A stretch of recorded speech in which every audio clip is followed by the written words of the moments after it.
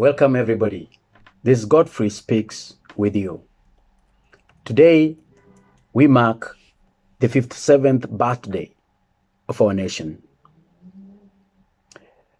This 57th year of independence comes at a time when the country is engulfed in a somber mood. People have lost hope. The pandemic is ravaging the country. We are all affected by it, emotionally, mentally, socially, and economically. Everything is not as usual. We are trying hard to embrace the new normal, whereby we live under the fear of the unknown. There is no more shaking hands, no more hugging of our loved ones. We have to sanitize, wear a mask, and maintain social distance. This is a first time under pandemic. I wish my president's speech would have been much on what is ailing the nation. In running away from one crisis, we may have possibly created another. And I believe now is the moment to correct this and make a shift from a constitution of fear to a constitution of hope. A constitution that ensures our nation remains stable and therefore attractive to both local and foreign investors. Corona pandemic, since its onset last year, has swept the country, leaving no stone unturned. Instead, my president chose to dwell much on amending the constitution through the BBI process. Fellow Kenyans, the BBI proposed amendments to our constitution to give Kenyans hope for a better nation, which, as we all know, is eating into our budget at a time whereby Kenya's borrowing cap is almost 9 trillion. You heard me, 9 trillion. As we speak, our country is bleeding and in a mourning mood. We just lost another gallant, youthful doctor who has been on the forefront fighting the scourge, which has swept across all the corners of this nation. But instead, my president chose to emphasize on the BBI document. It seeks to align the spirit of our nation with the letter of our Constitution, so that obedience to the Constitution is driven by hope and not fear. BBI intends to complete what was started when we adopted the 2010 Constitution and promised to change it later. Where is sanity in this country? Many families are losing their loved ones due to this pandemic. The economy is on its knees. However, our leaders are talking about the BBI. PPEs, equipment, masks, medicines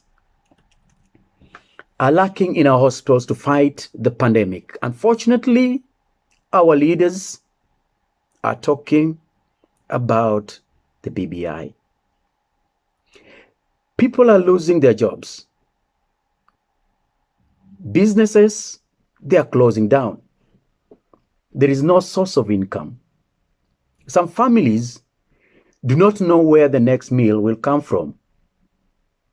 But our leaders are busy politicking about the BBI. In fact, the BBI is the driver of the first amendment to the 2010 Constitution. And BBI is not a one-size-fits-all that promises to settle all the constitutional questions through a singular amendment. Should we prioritize the BBI process or a collapsing economy? A constitutional amendment can wait. but our health and economy of this country, which is at stake. It needs to come fast. Today, our medical professionals are on strike due to the challenges they are facing in combating this scourge. But on a quick rejoinder, our leaders dismissed the health workers as being irrational, uncaring, and understanding, and trying to politicize their issues. The country was battling a pandemic. All that I want to do is to appeal to our doctors to be more understanding. We are in a crisis at the moment. People are dying. The doctors, it's not only doctors who are dying, ordinary Kenyans are also dying of this COVID. And we are also in a dire situation in as far as the economy is concerned. This is not the time really to hold the government to ransom. And the doctors themselves take an oath to protect life. How then do you justify downing your tools when people are dying? The leaders went on insisting how BBI is going to be beneficial. It is the start of a continuous process of constitution making for our young nation. Even our founding fathers had to freeze certain thorny issues at independence in the hope that subsequent constitution-making processes would resolve them. Their logic then and my rationale today is a constitution is a living document and it cannot be rigid. And to build our nationhood, we must embrace the ideal of a continuous process of constitution making. I sit back and ask myself, how is amending of the Constitution going to be beneficial at a time when we have lost all the health workers? How is this document going to be beneficial to we the citizens when our economy is collapsing? How is this document going to help us, to help the business community and also the investors? Because today, most of us have lost our income. But funny enough, the government is willing to spend a whopping 14 billion on a referendum. And when it comes to the issues of our health, issues about the health workers, there is no leader is talking about it. Instead, BBI needs to be prioritized. Kenyans, where are we headed for? BBI will not resolve all our constitutional grievances of the day. It is just the first. It only attempts to make the 2010 Constitution better. And as we improve in it, we must remember that going into the future, there will be a second amendment and a third, and many more as our young nation grows. So we must therefore be guided by the spirit of the First Amendment to the 2010 Constitution as we deliberate the BBI proposals. It is a discerning spirit that seeks to align our national aspirations with the letter of our Constitution. And to be discerning, the spirit of the First Amendment has to be a questioning one. The spirit of the First Amendment is also a spirit of inclusion, co-creation, and justice. On the spirit of inclusion, it does not augur well when at the top you have only two individuals in the form of the president and the deputy president. More so in an ethnically diverse nation as ours. This creates an environment of political exclusion, resulting in the cyclical violence that we have witnessed in every election. We can increase these positions in order to make the leadership of the country that much more inclusive. This, by the way, was the Kofi Annan consensus of February 2008 that gave us peace. And if it worked then, it means there was something right about it.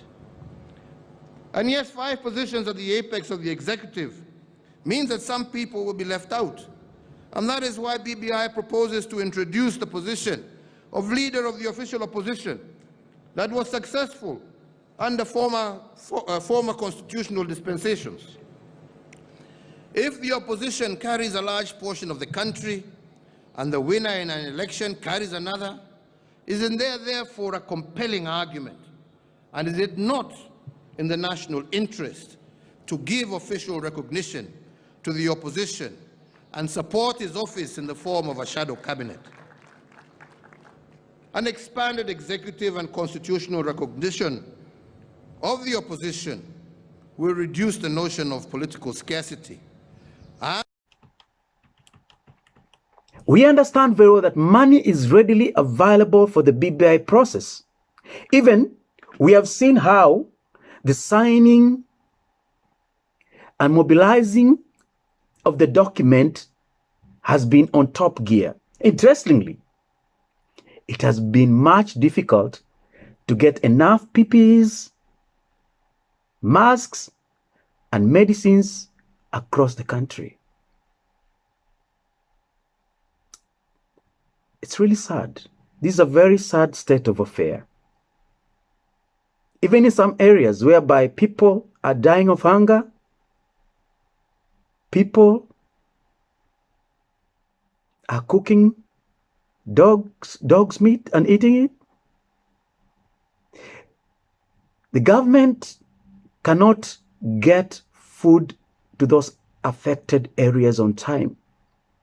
But the BBI document, the signing of that document, it arrived like yesterday. Our leaders are saying there is no money to buy PPEs. We're being told there is no money to buy masks.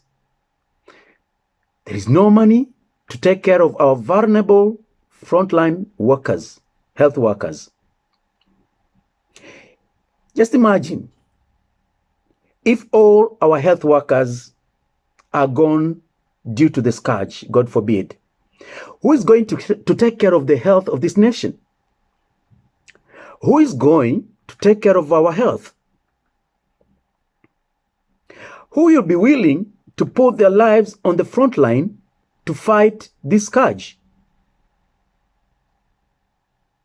We are all like sheep, lost and scattered without a shepherd. We are on our own. No one cares for us. When our leaders or their family members fall sick, they'll be taken to the best hospitals or flown out of the country. What about you and me? The Mama Mboga, the Holoi Poloi. Who is thinking about us? Indeed, we are passing through a challenging moment. What I would like to urge everybody is let us not lose hope, for God is with us. We only have God, and He will never leave us. He is there in each and every step which we take. We all know what is the right thing to do. If at all they try to force down our throat this amendment, we all know what or the right thing we need to do.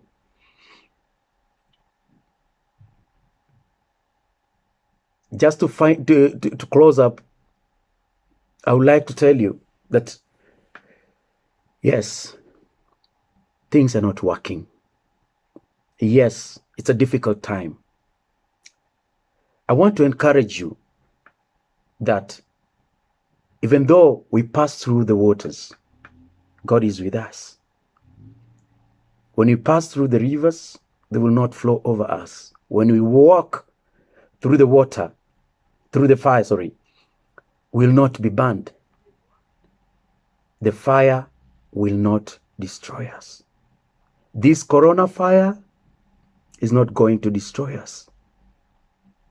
It will hurt us, yes, but it's not going to destroy us. Today, our leaders are not with us. Today, we are on our own. Our nation is ailing. We do not have leaders at all. Instead, we have wolves in a sheep's skin. God bless you. And God bless Kenya. Thank you.